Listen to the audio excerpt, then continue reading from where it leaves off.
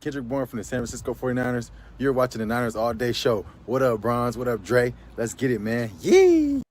Yo, this is your boy Bronze, and this is the Niners All Day Show. Got my boy Trey with me. Yes, sir. What's What going up, on, Jason? people? What's happening? What's going on, everybody? You must have had a crazy birthday. What's up, everybody? Hey, bro, Before we do the starting off, just want to do the housekeeping. Thanks for coming in. Subscribe if you haven't seen us yet. Shout out to our Patreon members. We got Sean, we got Mariah, we got Sin, we got Rashad, we got Ian. So thanks for tuning in. And later in the show, towards the end, we're going to be doing the giveaway, announce the winner out of our Patreon. So today we got Grant on. Grant. Yo, what's up? Yo. How you doing, man? hardest working man in 49ers media, man. I swear. It's good. Going by Barry White and Hey, bro.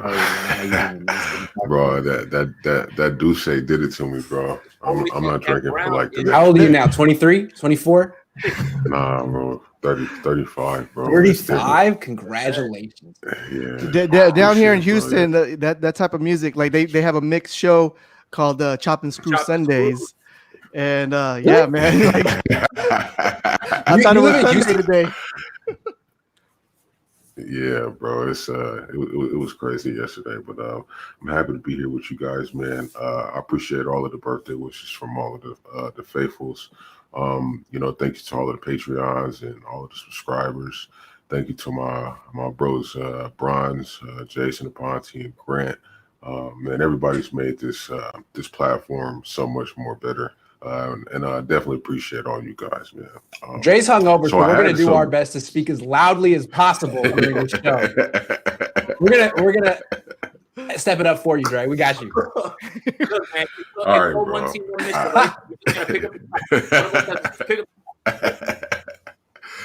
All right, bro. So I had content drew up, but I think it was about 2 minutes ago. There was a report from Matt Mayoko, of course, and it said that D Ford and Nick Bosa were practicing today. So I think that's the first thing that we should lead into. I'm gonna pass it to Bronze. We're gonna do, the same system that we've been doing. Let Bronze choose who's gonna speak next. Let's start with Grant. Yeah, I mean, it seems to me the Niners are approaching this as not a must-win game, but the closest thing to it week one. If a guy can go, he's going to go. So Deebo Samuel, he's been running around on the side of the practice field for weeks. He looks healthy. The question is he in football shape? And the answer is no. But what can you ask? Right. I mean, would you rather have Dante Pettis start or Deebo Samuel, who's not quite in football shape? So it seems like he's going to play. Is he going to get 12 targets? I'd be shocked. But he could be a decoy. He could get 4 targets and a couple of end arounds and see where he's at. So, yeah, I expect he's going to play in this game. And same with Nick Bosa. Yeah, Jason. Right. I think that's really just the only concern that you have about Deebo. I didn't think that it was really much of a chance that he's going to miss week one. It just depends on how much they use him. What's the percentage of snaps, And there is a world where Deebo can play 35, 40 snaps. He can be saved, and the 49ers can still win the game. So I hope that the 49ers figure out that sort of balance in their attack, and I'm certain that they'll figure out ways around that. And Bosa and Ford, that's amazing to hear because we got to do the Kyler Murray. So it's good to have both those guys on the outside, being ready to play. I got to watch the game yesterday, and I got to see some. It's funny how you watch the game when you first see it. You watch it again, then you watch it a third time, and you start to see a little bit other stuff. So like when we get into the game preview, like when we actually do the preview, there were some things that I saw that the 49ers needed to clean up in that game a lot. Like and as far as defensively, and we'll talk about that, but it's more about just containing him in the pocket and making sure that you collapse on both sides and let your men up front work. So let's just see that. I mean, it's good to have both of them back, and that's it. Like that's all we wanted, right? Get them to be one. That's it. Yep. Most definitely. Well, what do you guys think with do you think it's gonna be sloppy this first game with a lot of like false starts and all that? All over the league is gonna be like that, man. All over the league is gonna be like that. Yeah, not just sloppiness, but I think conditioning will be an issue too. They haven't even played preseason. They've had 2 weeks of training camp. It's going to be hot. I think if the Cardinals are clever, they come out in no huddle offense first quarter and see what the Niners defensive line conditioning is. Like see where Kinlaw's at, DJ Jones, Nick Bosa, D4, all these guys. that's their offense anyway. So, yeah, I think we're going to see like actual conditioning determine the outcome of games in the NFL, which is wild. Nice. He's right about that too, because what I noticed when I watched that game yesterday, when I watched the first game on Halloween, it's like right when Arizona went up tempo, everything kind of just went a little bit left. Like they that's the idea, is to get everybody on the field as much as they can, and they have an offense that's conducive to being able to run fast. Like with as far as like pace of play. So it's like as soon as they did that, all of a sudden the offense starts to click. Kyler gets into a little bit of a rhythm, and then that's when it gets a little bit scary. So, I mean, I think that's a great point. I figure that's probably going to be one of the ways they attack, because it worked twice against the 49ers last year. You have to tire out the Niners D-line to put up points against him. You have to. And I think Arizona, there's a couple of ways you can do it. One, go up tempo. Two, those bubble screens left and right. Just get the D-line chasing. Oh, and that's a big part of their running game anyway. So, interesting matchup. Yep. Yeah, so I'm going to hit on both of those points. The first point was D Ford and Bosa.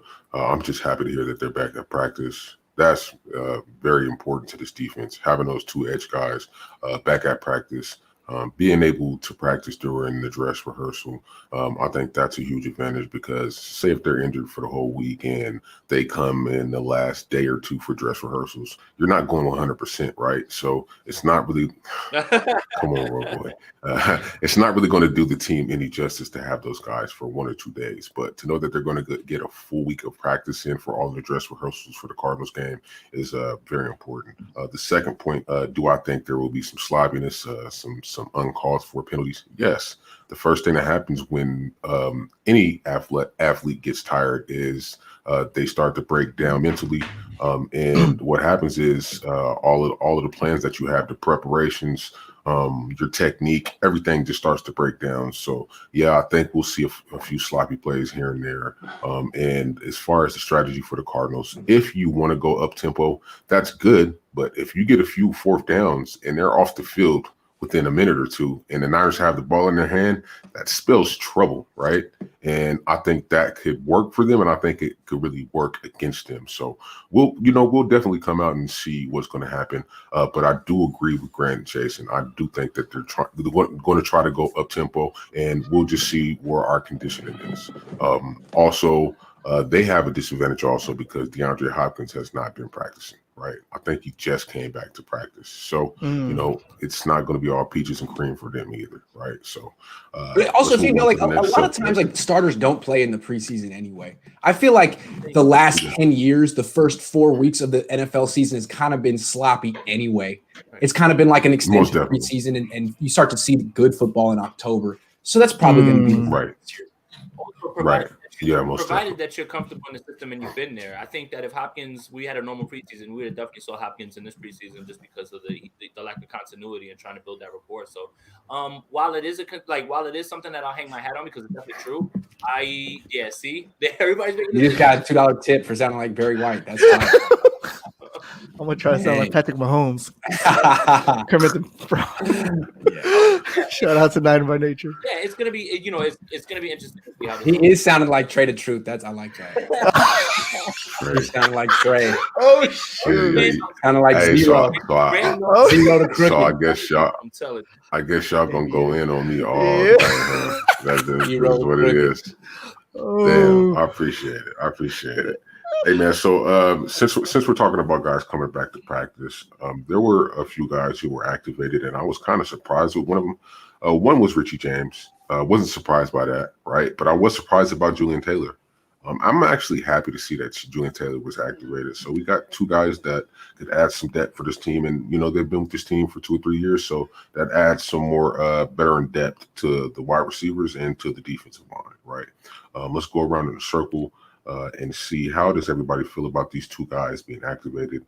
Do you guys think that they will have any type of impact on the team, whether it's the defensive line or the wide receiver core? I'm gonna pass it to you, Brian. Jason, what you think? Do what you want to do with it. Brian. So, the Richie James thing.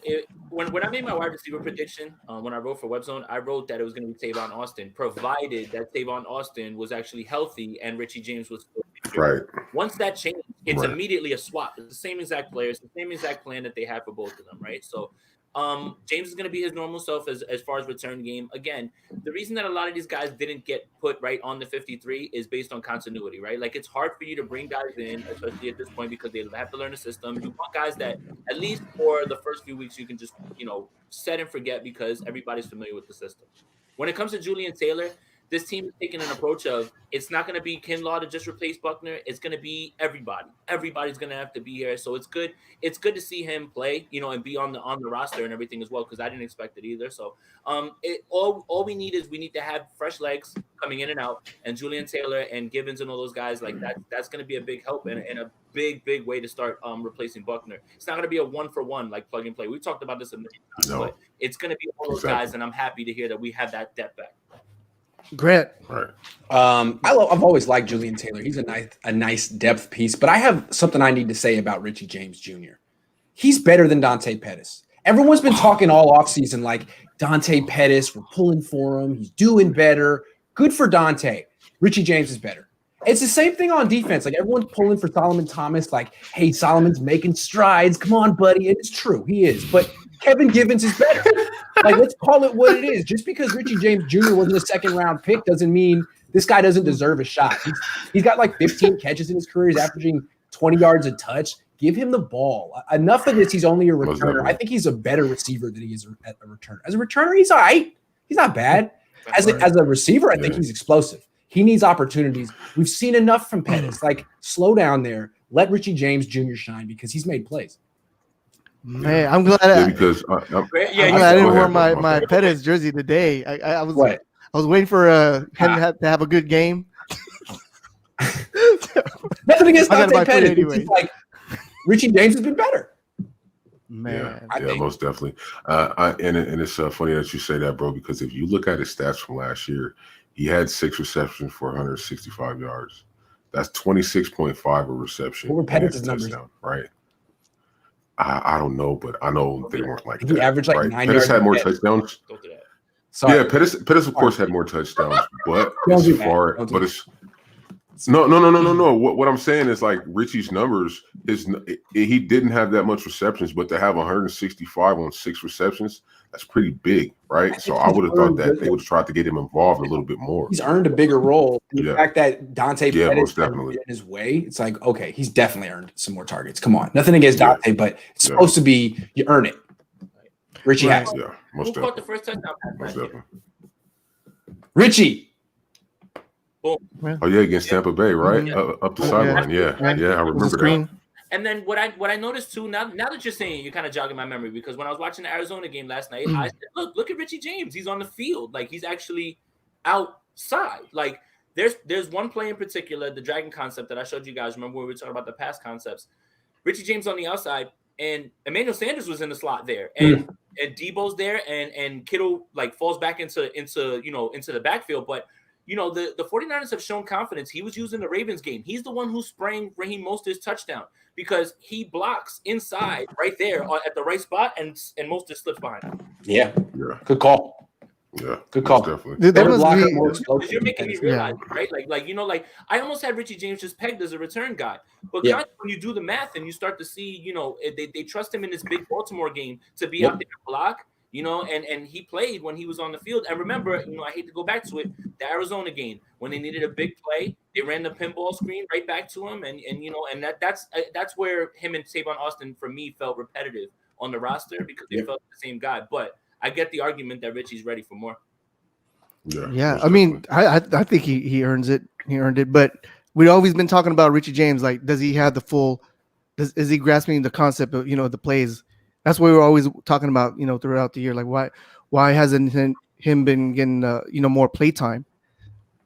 I don't think it's because he doesn't get the offense. I think it's just like, he's a 7th round pick. It's roster politics. Yeah. But everyone's like always concerned with like, well, Dante Pettis didn't have his mind right or he wasn't in shape. Like, you've never had to worry about that with Richie James Jr. He's just always been ready.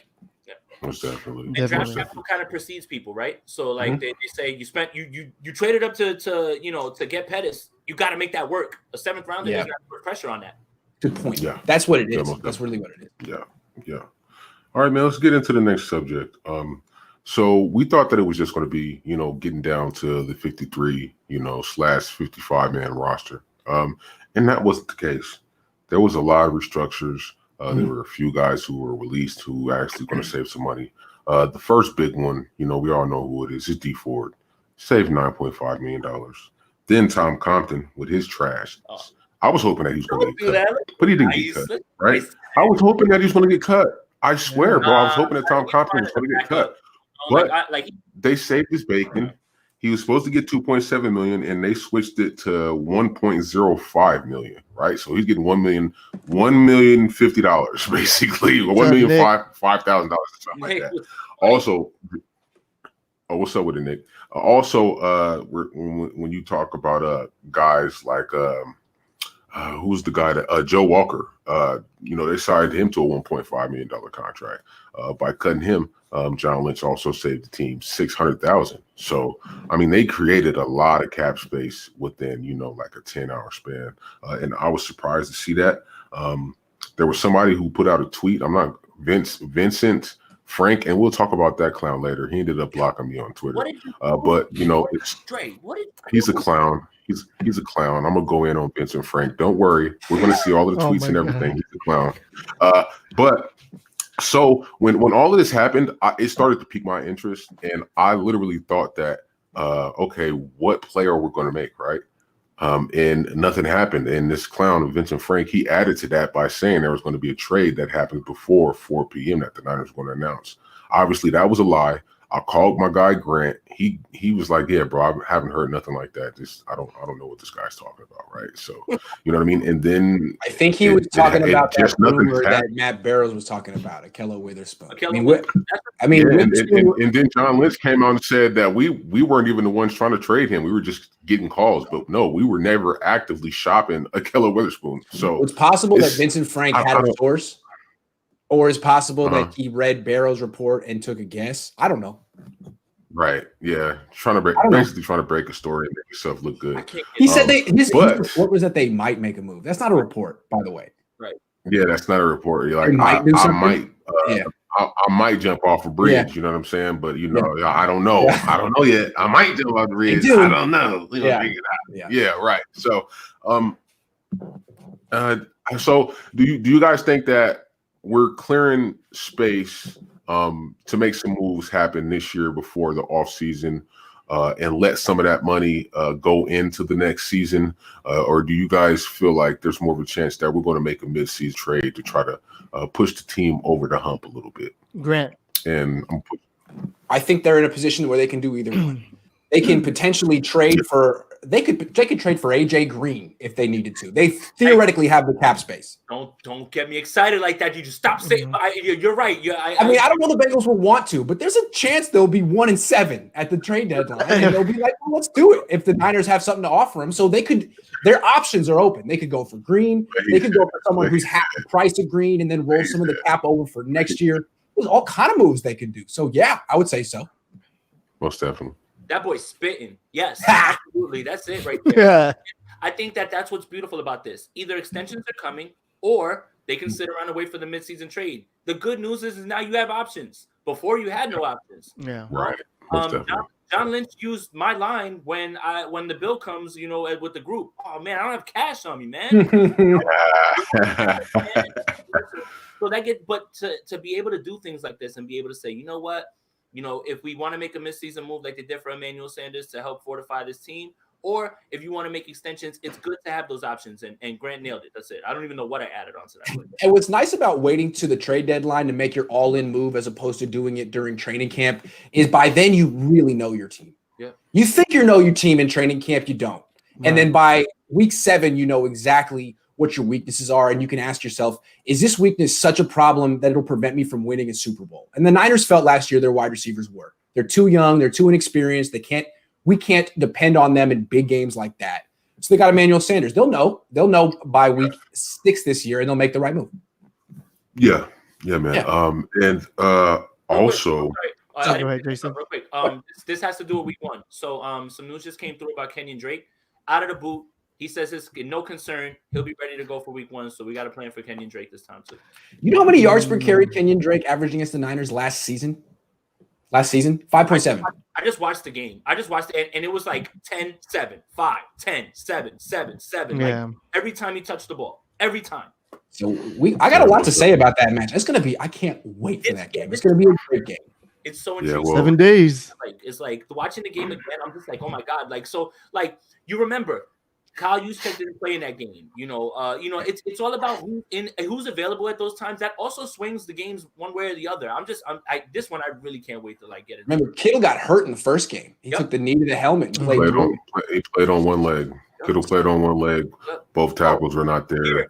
Juice wasn't there. D4 wasn't there. Still threw for like 40 yards, right? 4-play game. Yeah. 4-play game. Yeah. One thing I wanted to say, what I saw that was really impressive at the end of that game, because it was just Coleman and Breida in the backfield for that game. When they iced the game, Jimmy made a third down. Then Coleman finished the game, and I was like, "Ha, Grant!" Your face. Yeah, I was like, "Yeah, "It's Grant." I was like, "Look at that! 13 yards, close the game out. Boom!" Yeah. You know what Evan Coleman rushed for against the Cardinals last year? Don't say it. 37 yards in 2 games. Hold on though. Raheem Mostert, 11 yards in 2 games. This Cardinals team now they can only defend so much. Hey, hold on. Let's put some context to this. Yeah. Hold on. Let's put some context to this. Both tackles were gone. Juszczyk wasn't there. Kittle was on one leg. Okay, so we got to put some context to that. All right. And they played like twice in 2 weeks. It was like a 14-day span between the games. So it was like back to back. Yeah, it was back to back. Yeah, so I just wanted to put some context to that and also Justin Skule or Brunskill is not Trent Williams. Okay? No. Joe Staley is not Trent Williams, right? So I think it's going to look a lot different this year. And while we're talking about this, I wanted to commend you, Grant, by asking. Well, we'll get to that later, right? But I think you did a good job with your question to John. Oh, thanks. I think that was an awesome question. Okay. That was a great Just question. say that. About the injuries. We're talking About the about training the camp. soft Because tissue injury. by the end, no one had asked about it. And I said, John, been a lot of soft tissue injuries in training camp. Is that something that you feel is just a fluke? Or is it something that you've examined and feel like you could have done better? Or if you're in the same position next year, would there be things you would do differently? And he said, yeah, I mean, we felt that we'd rather have 80 people on our team than 90 in training camp because of the logistics of having all those people in a locker room, but having only 80 people meant more people had to run more. And they were down to 75 because they injured people. And he was basically saying also that the urgency of the season starting in 2 weeks kind of had everyone going 110 miles an hour. Yeah. That makes sense. And if you guys remember, I think it was 4 shows back, I said we had a practice where we had 73 guys and everybody got like 20 to 30 more reps. It takes a lot out of guys, man. So Lynch had a good explanation, but I'm not sold on this training staff. They've been here for 2 years. They got them from the NHL. It seems to me they have a lot to prove, and everything else about the Niners organization is first rate. Maybe they need to consider bringing in like a training staff that has had success in this league, in this sport. I'm not saying you fire an entire staff after 15, 16 months, but they have a lot to prove. To me, they haven't done much. But also, bro, we have to look at the amount of soft tissue injuries in the NFL is up like 57% right now. So it's not just the Niners; it's everybody. That's the risk. Correlated. There was no mini camp. There was no spring training. Like we didn't have none of that. They had 8 practices, bro, and went straight to pads. Like that's never been done. Like that's crazy. So I already expected yeah, we're gonna see some injuries, and I'm just happy that we only seen one season-ending injury, and that was Jalen Hurts. I wish it would have been somebody else. Yeah. I don't want to anybody. The thing is, I think if they could do it again, I understand certain players had to carry a bigger workload, but it shouldn't be your starters. Should not be your starters. Right. That makes sense. That makes sense. Let's follow up more on the salary cap stuff, right? So we just talked about how, we basically freed up $18.5 million or something like that of cap space. We started off with like $9 million yesterday morning, or the day before yesterday morning. And John Lynch today on the conference call that Grant was on, he said some other bookkeeping deals will eat into the 18.4 million. And my question is, who's next to be signed? Like, who will get the next deal on the team, like right now? Because it sounds like they're already trying to work some of these guys' deals out. And that would be the smartest thing to do, because you do not want to win a Super Bowl or go to an NFC championship or go to the Super Bowl and these guys' prices be pretty high by then. So it's basically the smart thing to do right now is when it's a clean slate, it's 0-0. Nobody has won or lost any games. Let's try to get this stuff done right now. And I want to go around in a circle and I want to ask which guy gets the deal done next. Jason, Who are they working on? what do you think, Jason? As far as extensions go with the team, who do I want to see? You already know. Yeah. My Twitter Hashtag. account, Williams Stan account. I do not want to see this guy. And you know what? People come at me all the time on Twitter. Well, let him play a game. Listen, I know what he is. I know exactly. We know what he's going to be. Set your watch. We know what he's going to be. Set your watch to it, okay, guys? It's going to be fine. Exactly. Lock him. Exactly. If not him, it's going to be either use check or it'll probably be K'Wan if they really want to. So it'll be between those three guys. Me, prioritize Trent first and get it done. Yeah. Makes sense. Yeah, I'm sure they'd love to prioritize Trent. I'm sure they'd love to sign Trent right now, but I don't think it's going to be that easy with Trent. No, of course not. No, because with Trent Williams, I mean, it's the same situation with Kittle. Like the highest paid offensive tackle right now in the league is Laramie Tunsil, who's making. Am I wrong? No, you're 22 right. I think he's making $22 million a year. Woo. Yeah. Shit. It was Trent Brown making 18. Now it's Laramie. But Grant, we also have to realize though, bro, Laramie is extremely young. He just came into the league. He doesn't have injury histories. I mean, Trent had, he had cancer in the Reds. I don't know how he didn't get like $1 billion from the Redskins. I know. Like, he could have lost his life. Of that franchise, right? Yeah, he should be, bro. Like, that's pretty bad. Like, you guys didn't know that this man had cancer. Like, how many scans do you do on NFL athletes every year? And you couldn't see that he had a mask in his head? You didn't see that he had a mask in his head? Like, it's crazy, bro. So I'm not saying that's the only Williams. I think they will. I think they want to. Yeah. I mean, the Shanahans love him. I just think it might take a little time. It might. I mean, they might be able to get use check done right away, and it might take them like 4 days to get Trent Williams done. But ultimately, I think they want to get Trent Williams done. And I don't know if they have a real contingency plan if they don't. I mean, I like Justice School. Yeah. But that's a draft. That's a huge drop off. It's a huge drop off. I also think too that Trent is betting on himself. Like he knows he's gonna come out here and blast everybody and then say, I not only want that 22, look what I just did. I want more. And it's make an argument. It's hard for him not to bet on himself because he looks like the real deal. Like, it's so I don't blame him. Especially if he wins a Super Bowl. This is his last contract. Yeah. Oh, if we win a Super Bowl, Trent's gonna want like 25 a year, bro. Forget it. Yeah, he's gonna want that back. And Win Chung, he just made no, not that one. I'm not that one. But he just made a really good comment, and he said, "We just lost Joe Staley. We cannot afford to lose Trent Williams." And I totally agree. Right? But I'm gonna come out of left field with this one. Here we go. Because it depends on how much money Trent Williams is going to want. And I don't think that Trent will necessarily want to take a contract right now. I think that he wants to play out the whole year. That's what I'm saying. So he can know what his worth is, right? Exactly. So I don't think that we're going to be able to get him signed right now. I would guarantee that John Lynch is talking to Trent Williams' agent right now, and they're like, "No, we just want to play out the year so we can get the space most is there." Buck, right? He's doing the smart. Exactly. Cap him right now. Exactly. And then don't let him have his mind next year, and then he can come and say, "I want $28 million now." That could backfire, though. Right? Yeah. That could backfire on Trent. It could backfire. But he's missed a lot of games. I just really think that Trent is going to be like, at least wait until the mid-season, like, and if we're undefeated again and Trent is just wiping everybody out, then it's like, okay, I'll take the bag, right? But I don't think these. Here's the question. I think he really wants to bet on himself and see a few games out. Here's the question with Trent: is he going to play through injury the way that Joe Staley always did, or if he has a torn labrum, will he say, you know what? I need to get surgery on this right now so I'm fully healthy when I hit free agency? Because that's what Trent Brown did to the Niners. It wasn't about free agency, but he wasn't willing to play hurt, and the Niners held it against him. It's not that they would hold it against Trent Williams. It's that if he shuts himself down, the Niners are in trouble. And Joe Staley tried to play through as much as he could his entire career. I'm not saying Trent Williams won't. I just don't know him. And I know he's missed about 3-4 games a season going back till about 2013. So, look, if I were him, I'd be real careful too, knowing that it's my last time to really hit free agency. I don't know if I'd play through a torn labrum. I'm not saying he's going to get one, but that's like the only thing to really worry. He's kind of in the Nick Bosa category. Like, what's up with the durability at this point? But they're both studs. I would say that we would have to go back to look at what he's done previously.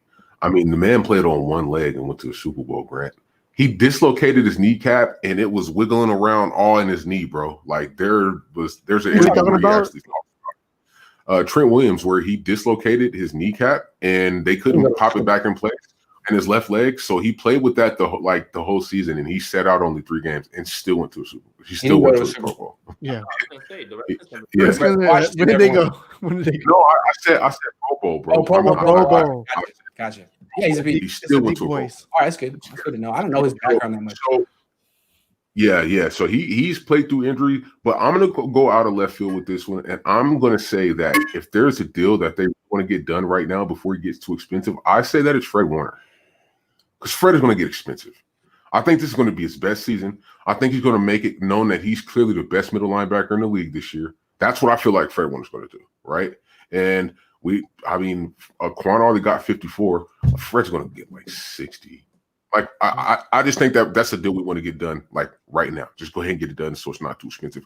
K1 and Juice and DJ, those are guys that we're probably going to be able to get for $5-6 million a year. Not what I'm saying. K1 will probably get like 8-9 somewhere. We're in the Jimmy Ward what I'm saying, range where 3 for 24, 8 a year. So those are not guys that like you eminently have to worry about. But Fred Warner, he's going to get the fucking bag. I shouldn't have said that. That's all right. It's all right. Damn it. Don't worry. I was trying not to say the F word.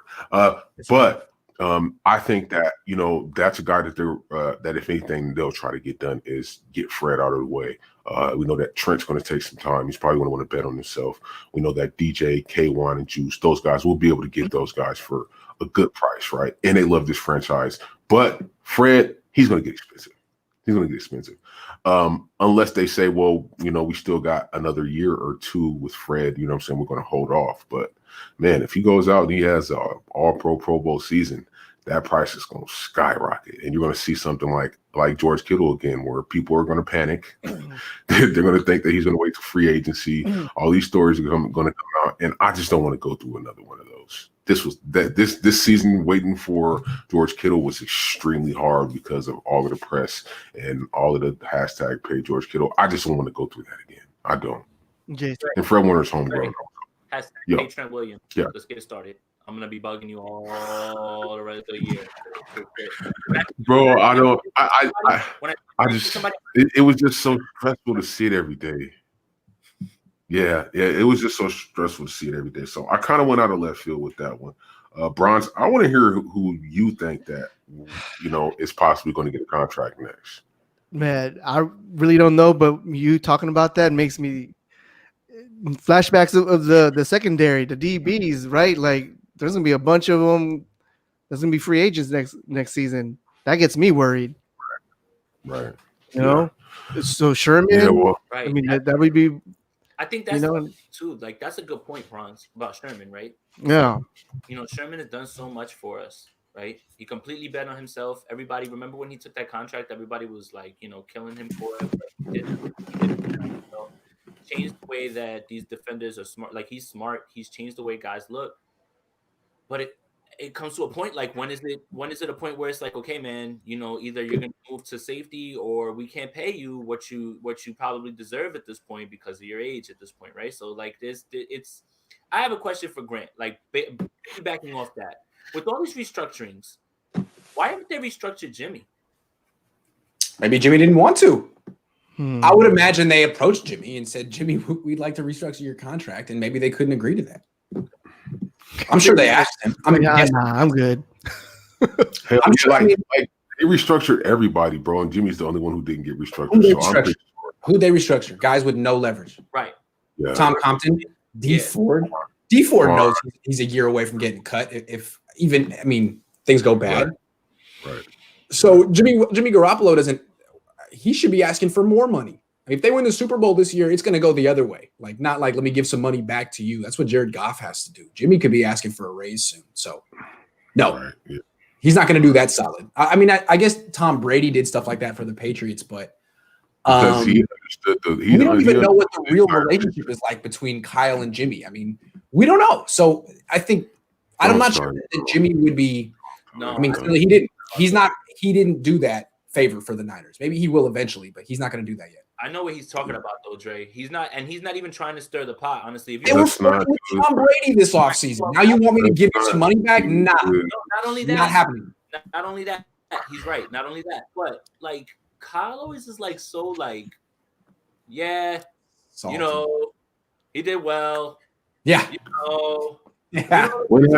When has Kyle not been like that, bro? Like I think we read into it too much. All right, so just imagine, right? Santa Clara, it's been hot. Grant, you know you've been there. It's been hot as hell at practice, right? It's been hot this summer, right? Mm-hmm. So you're in 100-some degree weather, right? Every other practice, you have one or two guys going down to injury, right? So you're coming in and you're being asked questions that you answer repetitively over and over again, and you just had 2 or 3 guys go down in practice. Are you going to be the most forthcoming guy, or are you going to be the most happy and upbeat guy in an interview? It's how he Kyle's never been that guy. It's how he always talks about Jimmy. Any context, any year. But, Always. He's good, but he's good in this sense. You know, he's good for a young guy or a guy who lacks experience. I mean, he's always qualifying his praise for Jimmy, which is fine. I think that's just Kyle's. It's just Kyle's personality, except when he's talking about CJ Beathard. In that case, I mean, he's the toughest, smartest, most handsome quarterback there's ever been. So I don't know. He's a little arm. He kind of maybe that's the kind of coaching Jimmy needs. Maybe that's just the kind of coaching Jimmy needs. I don't know. Grant, yo. You know I'm right about CJ. CJ's never done anything wrong in his life. CJ's the greatest quarterback. CJ trash. CJ beat hard. I'm sorry. If you watching this, bro, I hope I want you out of here. And I love my Niners, but CJ, you are trash. You are ASS noodles. He's scrappy. He's scrappy. He brings his lunch pail, hard hat, all those things, guys. Like, remember that run he made though? You can't quantify those X factors or those intangibles. All right. If only he had some physical gifts to go along with the intangibles, he'd be a hell of a quarterback. The football like an arm or some accuracy. Be great. I just got to be 100. Like CJ's he's just horrible, bro. I'm sorry. He's horrible. Oh, man. Someone always gets back to he's horrible. He's a victim of Shanahan's ego. And Shanahan's ego, I think, was biggest in 2017 because he was coming off that year with the Falcons. And I think Shanahan really felt he can scheme everything. He doesn't need a physically talented quarterback. He just needs a guy who can take a hit. That's all he needs. I think Shanahan really thought that. Hey, I think of that. CJ Beathard can't take a hit. He can take it. He can. He'll get up every time, man. That's that Iowa stuff. Yes, he is very tough. Yeah, You know, I think one of the big reasons that CJ's still here is because Kittle is like really close with him. Like that's the only reason I think CJ Beathard's still here. That's the only reason. Yeah. So we went into a quick caveat of Bron's talking about who we should sign, and he was talking about the secondary, right? And I had a question in here already that was written down as part of content today. And it's a very important question because it seems like we don't have an idea who this will be. Who's going to start left corner? The opposite of Richard Sherman? Like who? Like what's like we clearly know Mosley. Okay, Grant. It's gonna be Mosley. Okay, and right. Okay, so besides for Richard Sherman, who had the best camp out of the guys that are going for that second position at corner? Richard Sherman. It was Mosley. He's consistent, man. Look, he doesn't give up big plays, and they go after him. They always test him because you. Grant, tell him how many big plays Mosley gave up during camp this year. None. He's solid. Yeah, he's solid. That's really good. He's better than I think even the Niners expect. I mean, he's a 5'11" undrafted free agent. He's not physically. You look at him and he's like, it doesn't really look like an NFL guy. He's got skinny little legs. He's just there. He makes the plays. So him. I mean, it should be Brett. Bro, why does it seem like it's taking them so long to just say it? We know Mosley is the best other than Sherm. Like, just say it. We seen it last season. Bronze, call on me. Bronze, call on me. Go, Jason. All right. I think that the 49ers are playing coy right now, right? Like, I think they want everybody to believe that Jason Verrett's going to be out there, first of all, so they could try to game plan that and they can shove Mosley back out there in their face, Yeah. That makes sense. People ain't Good respecting strat. Barrett. That makes sense. See, there's a lot of that going on this year. Yeah, like everybody's gonna be like, okay, Verrett's gonna start left cornerback. Boom, we're gonna scheme this guy to be over there. Good, do it. But then Mosley's gonna be over there. Verrett's Yeah, most definitely. How's his hamstring? Anybody know? Is it still bad, or is he going to play They haven't Sunday? said. I guess we're going to get the first injury report on Wednesday, so we should know Wednesday. 48 hours. Yeah. Kyle's not even making himself available to the media for the next 2 days until Wednesday, right? So Which is strange.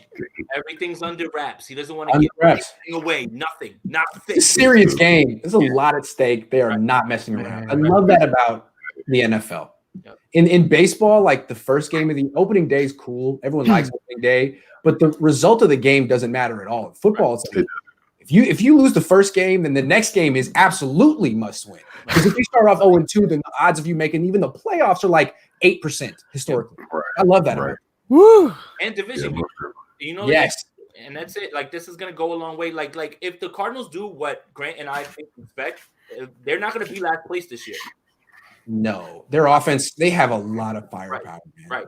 God, watching their offense yesterday in that game, and I'm just like, oh my God, did they just add DeAndre Hopkins to this? Like, this is not like the way that they see. The thing that I think the misconception is with Kingsbury is that he just completely brought air raid over. No, he's mixing air raid with all the NFL stuff now. And like what I'm noticing, like when I see these throws, like he was saying, the bubble screens, their line is terrible, right, for blocking. But when it comes to these plays, they're in the right spot, picking the right guys up, and like they're getting guys like Keyshawn Johnson open. Like, imagine a full season of Christian Kirk, DeAndre Hopkins, and then Larry Fitzgerald, like as 3 of those 4 receivers. And if Andy Isabella's there, like that's gonna be tough to contain, man. Like I'm not, again, when I Cliff Kingsbury's offense is so easy to pick up, though. It's like the most. It's so simple. Oh my gosh, it's so simple, bro. Well, let me ask you this, Jason. Why did the Cardinals average 6 yards a carry against the Niners last year? What was that? That was going to be my point too. All right, guys, look. So, like for the people, I don't want to get too technical, but here's the main reason that you spread people out with the 4 receivers, right? Is because there's no one in the middle, right? But what they were doing when they were handing the ball off to Kenyon Drake is they're running these outside zones, but it's like there's no one in the middle to really get there and stop. He's making people miss. Like, he just looked dynamic. It's like as soon as he got there, as soon as he gets away from the Dolphins, all of a sudden he turns into the Kenyon Drake that was the 3rd round pick from Alabama. And about that offense, like the way that he fits there, they identified that. They brought him in. Remember, that first game with Kenyon Drake, he had not played a down with them. Not a down. And he was dominant. Like, he was ripping off 7 and 10-yard runs every time he touched the ball. You bring up a good point, too, about the 4 wide receivers. The Niners aren't going to be in their base defense at any point in this game. Not once. That's not what they play. Nickel. They're going to be a nickel and dime the entire game. Nickel's the new base. You're not going to see much Dre Greenlaw. You may not see much Javon Kinlaw. It'll be interesting. Well, we're going to see what Kenyon Drake do on Sunday. We're going to see. I don't mean to hype him up. Like, again, guys, like when on Twitter, like last night I posted, look, I can say that Kyler Murray's good and that the Cardinals are a problem and the 49ers are better. Both can be true. Like people send me comments like, nah, you can't give any respect to anybody. Guys, let's talk football. Like, like just because we're fans of the team, let's talk football. Like, let's talk it the way that, we know this team is better, but let's give credit and let's also give respect to teams that, have things that we should be afraid of. It seems to me that last year the Niners had a great defense, but the thing that gave them trouble was a mobile quarterback. And what they could do, especially in the run game, what they could shut down the running back or the quarterback, but usually not both, for whatever reason. So that's, to me, a big reason why they couldn't stop the Cardinals on the ground. They beat the Cardinals twice because Jimmy Garoppolo was great in those games. But Kyler Murray was really good in those games too. Yeah. His rating was 114. His quarterback, his completion percentage was 72, and he did this as a rookie without DeAndre Hopkins. This is going to be a game, guys. It's going to be a high-scoring, close game. It's going to be great. I cannot. Yeah. And then the last thing Yeah. too, like, because I saw people saying that, oh well, look at his numbers before the Isabella touchdown, which was clearly a coverage breakdown. Like that was a complete coverage breakdown. Clearly it was. They were It just clearly going in, and Isabella's too fast for who was guarding him. But Kyler Murray had a lot of drops in that game too. That's the other thing. Like I like that also gives you a little bit of context because somebody was like, oh, he only had like this amount of yards. I watched him lay balls into people's hands and they dropped him. Like, you know, like, and that throw to Isabella, he couldn't have walked it to him any better. Like, and like the way that throw was with him going towards the sideline, he couldn't have handed him the ball better than the way he placed it. That's what you need to be afraid of. Yeah. There will be no Kaepernick disrespect in this chat. That'll be a fast way for you to get bounced out of our channel. And that's what we're talking about, though. Exactly. It was probably in the chat. I don't know. Yeah. I don't get it, but there will be no Kaepernick disrespect in this chat. There will be no disrespect of Republicans, Democrats, none of that. Like, we're not here to do that in our chat, bro. Like, we're going to get together and come together as human beings. We gotta find a way to come together, man. People hate each other. Like we years ago after 9/11, everyone was like really happy to be American and be like on each other's side. And now it's like it's crazy how things have changed in 20 years, man. Yeah, it's almost like people want segregation again. Like no one can be each other's friend. Everyone has to separate. It's like, really? Yeah. It's like, bro, we have this platform to come and get away from that type of stuff, and I just don't want nobody to promote that in our chat. It's just like, I don't care what you are, what you subscribe to. If you're here, you're a Niner fan, and you support us, we fucking love you. So, I mean, I said that word again. Damn, man. All right, you get the birthday exemption. Yeah, I do. What's up, Sean? Hey, Sean's a nice subscriber. Yeah, man. We appreciate what's going on here, bro. Man? All right, so let's move on to the next subject. I want to see if anybody in here believes that the team is blowing smoke, or is Deebo Samuel really going to play Week 1? He's gonna play. He's gonna play, man. I think he's gonna play, man. This game's too serious. They need him on the field. Yeah. Hey, yeah. They need him. Hey, so when he was running routes, was he just running in straight lines, or was he running routes? In straight lines. I didn't see him running routes, but I think he's going to play, man. I think he's going to play. I think what Lynch said yesterday, they've just been being cautious with people, and I believe him because having him practice was not really helping. Right. You know. Yeah. He threw him back into a training camp with 73 guys on the field. He's going to have to do too much. Right. I mean, did he look like? Yeah, he could suit up and catch 5 for 75, or does he look like he might get shut down? Hard to judge. I mean, he looked like he's in fine shape. Is he in football shape? You know, that's something else. That's different. Right. Yeah. So, I mean, if the game plan is let's throw to Deebo Samuel 14 times, I would question that. And I don't think Kyle Shanahan's going to do that. I think he's going to want him on the field. I want the Cardinals to have to account for him. I want him running routes.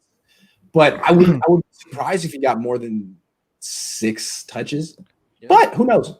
I mean, it's the kind of thing where you gauge it after the first quarter. Give him a touch. I got a question. See where he's at. I have a question. My prediction: Trent Taylor's about to ball out. Who's you guys' prediction out of the wide receivers going to ball out Sunday? Week 1. Oh, okay. Week 1. Jason. Brandon Ayuk. And I think that what Grant is talking about is true. I think that they really want to get him out there just to have him on the field. Now, if that's 3 targets, if that's 35% of the snaps, that's fine. They can still run their plays out of the formation with him threatening. That's what you really need him to do is threaten, right? And you don't want to put him out there and put too much on film of him not cutting well because you don't want people to pick up on that, right? But you actually amp a little bit, but again, you know how in shape he's going to be. So the Trent Taylor thing is not a bad idea. If it's not going to be Brandon Ayuk, I'm going to hedge my bet. If it's not going to be Brandon Ayuk, then we're going to get a heavy dose of Jordan Reed this week. And That's because I don't know about Brandon Ayuk. He's got a pulled hamstring. That to me is something you might want to be a little more careful with than a fractured foot that's been healing for 4 months. With Ayuk, you could re-aggravate that and lose him for longer. So I have no idea, but I'm just going to be safe and take a conservative bet here and say Jordan Reed. He's not hurt. He's experienced. I think he's going to be their secret weapon, and they're going to establish him right off the bat. Game 1. Yeah. Trey, right, so, who's your pick? Wide receiver, who's going to ball out? Kendrick Bourne. That's a good call. I was going to go with him. I like it. He'll have a 2-touchdown game against Arizona. Ooh, let's go. That touchdown. And I think they're going to show him as to be not just a third down red zone guy. They're going to they're going to unveil his new role. Right. Woo! Coming out party, baby. That's a good call. I really think he's going to get targeted like 7-8 times in the first game, and people are going to be like, "What?" Like nobody's going to expect it. They're going to expect like, it's 3rd and 11, we go to KB." Like the same stuff. It's 3rd and 17, we go to KB. It's 3rd and 8, we go to KB. Oh, we're on the goal line, and it's 1st and 7. Oh, we'll throw it to Kate. Like, no, bro, his role is going to be expanded, and I think it's going to surprise some people. I think KB balls out. As far as the running back room, I think Jet McKinnon has a big pass play to get us in goal line position. I think that George Kittle is going to have over 100 yards receiving, especially with Debo being in there but not being fully healthy, and maybe Ayuk being out. And I also think that Jordan Reed scores a red zone touchdown. Those are my predictions for that game. And speaking of predictions for the game, this is it right here. We're going to go in a circle. We're going to go in a circle, right? Everybody is going to predict what the score is. I'm not doing that. I'm not making a prediction. No, bro. Absolutely not. No. Grant, no. You have to. Absolutely not. Grant, I'm not making a prediction on a Monday. Dude, no. Hey, the game's in 7 days. I don't even know the injury. I already report. said 2 F-bombs. Probably not going to monetize this video, right?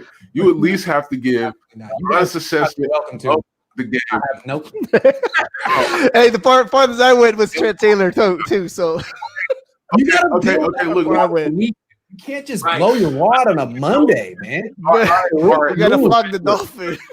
You gotta build so up. Are we doing? I want to hear. Are we doing a pregame show next Saturday? Yeah. Are we doing a pregame show next Saturday? Yeah. Saturday? Yeah. So Saturday or Sunday? All right. Saturday. Save it for Saturday. Saturday. Yeah. We're going to do a pregame show. We got film breakdown too. But on Sunday, we're going to do a live stream. I'm doing a live stream. That's cool. I'm going during the game. I'm going. Oh, shoot. Yes. I'm not going to be on because I have a different ritual. Hey. Oh, okay. Well, I'll probably be back. In and out. Trey, yeah, I have a different ritual. I watch 49 games with the lights off in a dark room with a cover over my head like this. Just it's like a horror. Hey, bro. We at 11. We at 1119, bro. I'm trying to get to 2000, bro. I can see Jason. I'm trying to get. I can see Jason being like, "Oh my God, Tom Compton's at right guard now!" Oh my God. Oh man. It's so funny. Got a live stream, bro. Got a live stream. I'm trying to get to 2000. I'm trying to get that to 2000, bro. That's so. Is there anything else you guys want to talk about with this game besides a prediction? Because I don't want to jump the gun too much. All right, bro. We're not. Okay, I know you have to hold. All right, so let's go in a circle and everybody predict who has a big game on offense and defense, kind of like what I just did. And also, even if you want to throw in Arizona, who do you think is going to perform good against Arizona? Who do you think's go get you? Okay. You know what I mean? All right. I think the Niners offense is going to go off. Like what we talked about earlier, I think the defense is going to be a little winded. I think they're going to try to test, tire us out. So with Kyle and the weapons, I think we're going to score. I don't want to. I don't want to do the score, but I think we're going to score a good amount. I want to say 30. Well, 31. Jason. Part of the reason that now is starting to click in my head about Jordan Reed, right, is because when I watched that first game again last night, props to Grant, man. Ross Dwelly was out there running routes, man, catching passes, being tough, man. And I think that even though Kittle, they had to utilize him a little bit more as a receiver because Kittle obviously was a little bit hobbled. I think that when you see how successful that was in the first game, it's hard to not have that in your mind when you come back to game plan. Because there's this myth now that Isaiah Simmons is going to just all of a sudden cover George Kittle. Never seen him play in that, and he's just lock him down. Also, I want to clean up one more misconception, right? I know we like to have fun with Budda Baker, right? George Kittle, flipping him out and everything. Man, he made some plays in that game. He had about 3 or 4 pass breakups and big tackles. I think that the reason that we laugh at him is because of what happened with Kittle. But Right. man, he was making plays in that first game. Pass Yeah, breaks he's a good- over the field. He's in the. It seemed like whenever when the pile goes up, all of a sudden Buda Baker's under it. Like he's the one under it, and he's the last one getting up. So I got to give him respect and I got to give him props. So he's going to have a good game this game because he's not going to be fully tasked with guarding George Kittle because he made plays on Kittle in there too.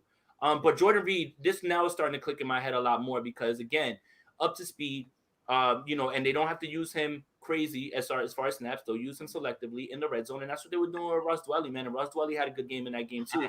And remember, the second game, Ross Dwelly scored what was it, a touchdown? Touchdown. One got called back. He had two, but one of them got called back. Exactly. Yeah. So, yeah, man. Okay. I'm going with George Kittle. I think he's going to have a big game.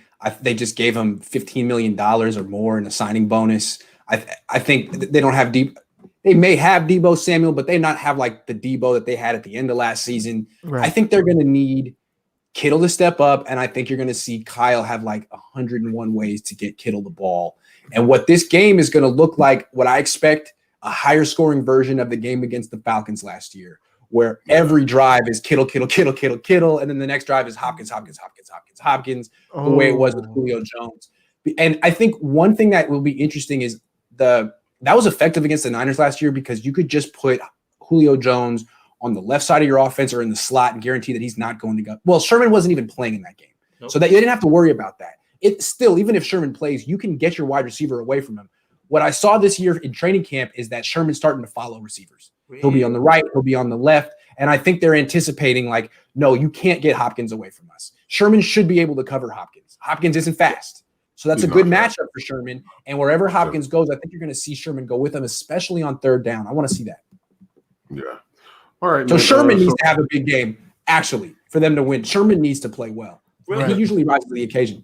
Real quick, Trey, I have a question for Grant. So, Grant, right? Like, watching all the film from last year, everything's cover three. This man stuff that they're starting to employ now, how much more would you say that we're going to see that as opposed to the cover three concepts that the 49ers ran like at will last year? A lot more on third down. Okay.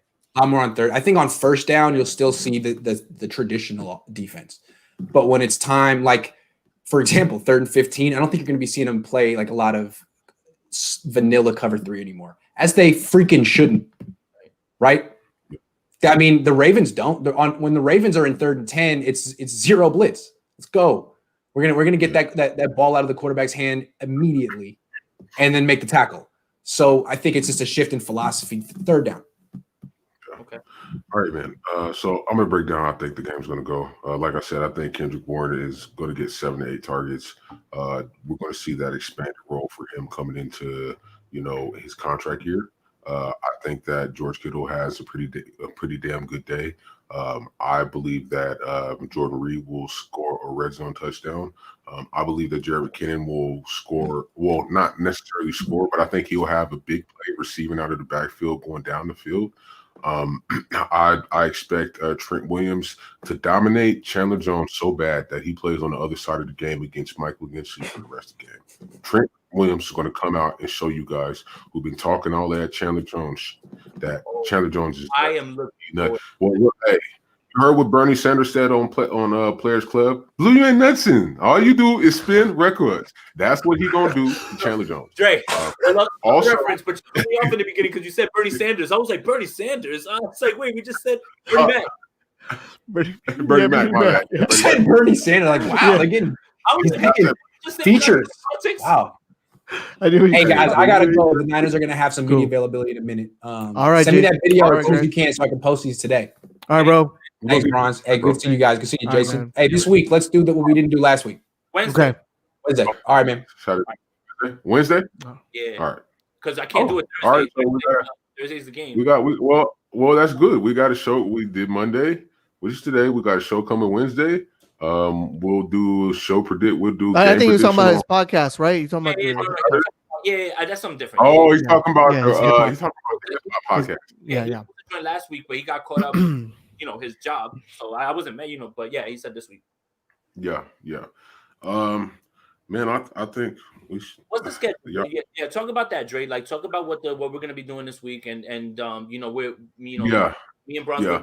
looking up. Yeah. I think that we should do a midweek show, which it's already Tuesday tomorrow, so we can't go Wednesday. So I think we should go Thursday or Friday.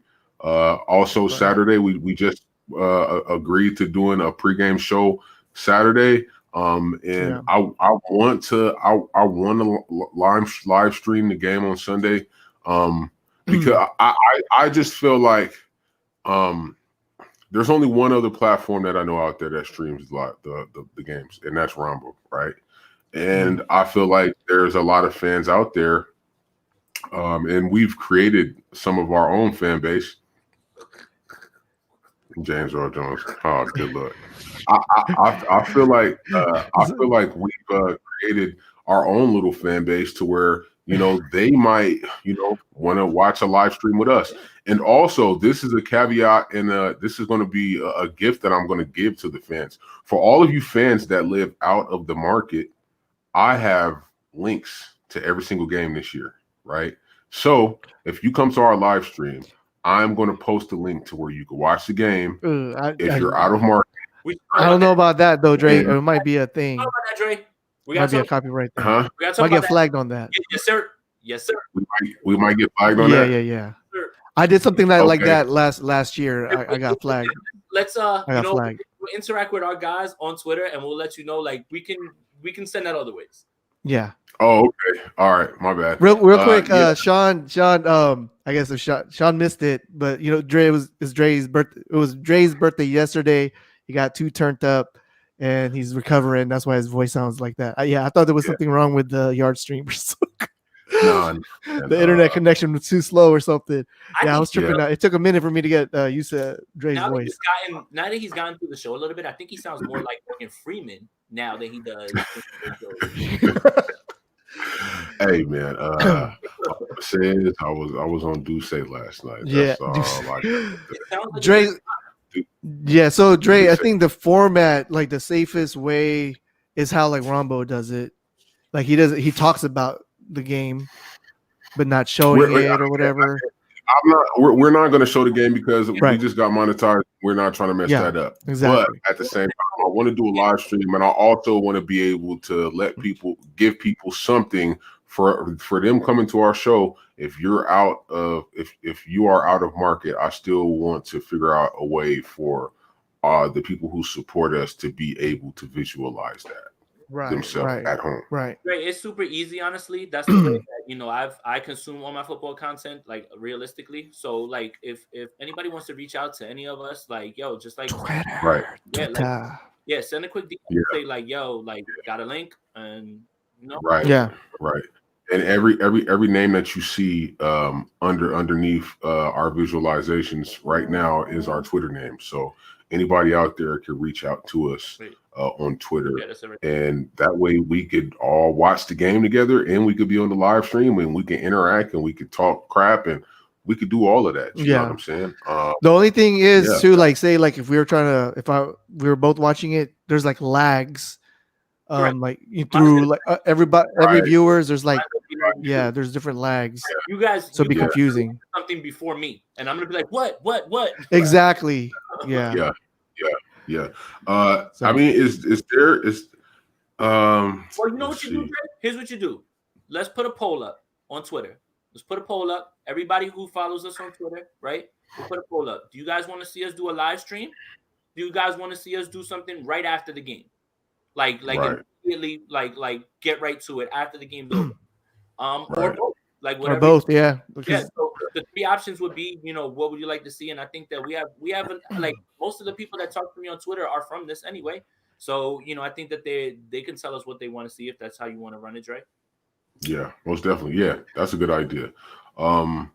Is there anything else that you guys want to hit on before we get out of here? We're gonna do the giveaway real quick. So someone mentioned, I was trying to scroll up, but like they're saying Dre's gonna be dropping F-bombs left and right or something during the live game show. For anybody, hey bro, for anybody out there They know y'all that's been watching. Y'all know I've gotten a lot better, bro. Yes. Since definitely. Trey, started. 100%. And you got it, bro, for sure, man. That's it. I appreciate it. Don't change you. All right, so we're gonna do the giveaway or Patreon members giveaway. We got Niner D, Mariah, Christopher, Ian, Sean, Cynthia, Rashad, and here we go. So these are the 7 guys that's entered to the giveaway, and I'm gonna press start. Good luck. Good luck. Bam, bam, bam, bam. Niner D, congratulations. Nice. You get this. I'm hit up Niner D. Nice. And that was it. That's it. Yeah. So congrats, Niner D. You got that. I'll hit you up and then, I'll ship that out, man. So congrats. And yeah, so if you guys want to join the Patreon and support, we got that too. So yeah, that's pretty much it, man. I can't believe, man, I keep thinking it's Sunday, yo. I keep thinking it's Sunday. It's not Monday. Hey, I'm not. The only thing huh? No, today does feel a little weird. Yeah, I mean it's Monday and yeah. So. Yeah, I'm just. I really wanted the holiday double time pay. I wish I would have been able to do a shit today, but I wasn't. Yeah. But the good thing is, I only got a 4-day week, and I think it's going to go by pretty fast. Hell yeah. Hell yeah. Too still, so let's go, man. They just it's like as soon as y'all go down 0-1, it's like, oh, season's over. Season's done. Right. No, you can't count out the Lakers. I mean, they'll lose game 1. I see everybody on Twitter. It's a wrap. It's done. Like the Rockets, like the offense isn't just come down and shoot half-court threes. Yeah. Hey, man, those dudes shot 51 3-pointers yesterday.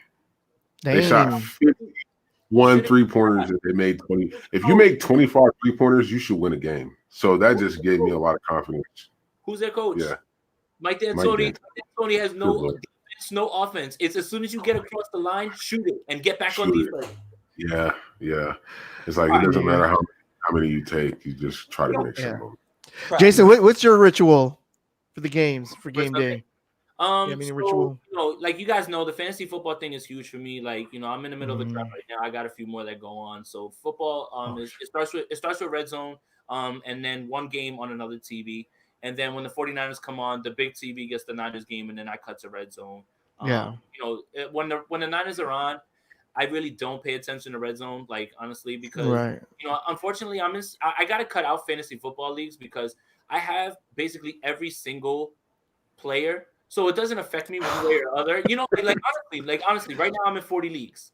Damn. So it's like I have everybody. If Saquon Barkley scores, I'm gonna be like, yeah, and then I'll go look like to other leagues, and I'll be like, oh crap, he's killing me. I don't even get excited for that anymore. But during the game, it's like silence by myself, watching, and I'm terrible to watch the game with because I don't speak. And it's not that I'm being a jerk. I don't. You're focused. Yeah, and I don't, and I get anxious.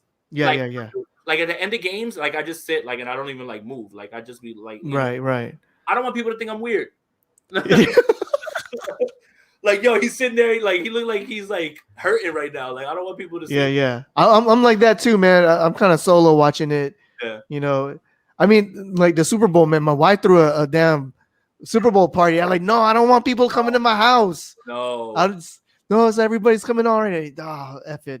I learned on I learned on that Ravens one. That, like that's why I just went to Miami. I was like, I'm going to Miami. No Super Bowl party. I don't want to be around anybody I know, like at all, because they're annoying. Right. Dre, what about you, man? What's your ritual on game day during the game? I'll always have hot wings. Like I can't do it without hot wings. I usually get the 5-pound party wing bag. Spice them things up myself. You go ahead and throw them in that fryer. You know what I'm saying? I get my 49ers bucket, which is full with ice, and it's a 10 bucket, and I get a 10-pound bag of ice and a 12-pack, and I just sit back and I enjoy the game, bro. Yeah, man, that's usually what I do. Man, have you had Korean Korean fried chicken? I have. It's extremely good. Yes, I had some yesterday. It's extremely. Yeah. Look. Yeah. What about you, Jason? Have you had Yeah. Korean fried chicken? I don't. It seems like your palates are a little bit more sophisticated than mine. So- I had Pizza Hut for dinner last night. Hey, bro. Like, I don't know. I don't know how to do these polls because I just. Yeah, I thought I saw it. So do you? And it said deleted.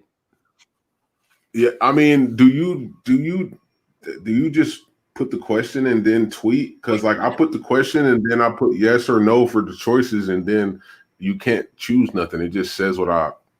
Bronze, you got it, or you want me to? yeah, I haven't Yeah, done bro. it. I don't. Yeah, I All right, haven't done it. Yeah, I got you. We'll figure it out. Yeah. Yeah, let's do that. All All right, man. bro. Yeah, we pretty much won everything. Yeah, man. It's just about Bronze, to you be the wanna, game, man. It's so close. Yeah. So close. All right, man. Yes, So close. really close. All right, man. So, I hope we got Brandon Ayuk this week. oh yeah. The thing that concerns me is I don't. If I had to guess, I don't think Brandon Ayuk plays his first game, and it sucks. But I think he's gonna be active, but they won't play him probably or something. Right. You know, like the yeah, You're gonna have to temper expectation. Him and Debo. the body. yeah. Yeah. All right, bro. Well, take us out with Debo, and All we'll right, see y'all. man. All right. Let's see. This is Kendrick Bourne from the San Francisco 49ers. You're watching the Niners All Day Show. What up, Bronze? What up, Dre? Let's get it, man. Yee!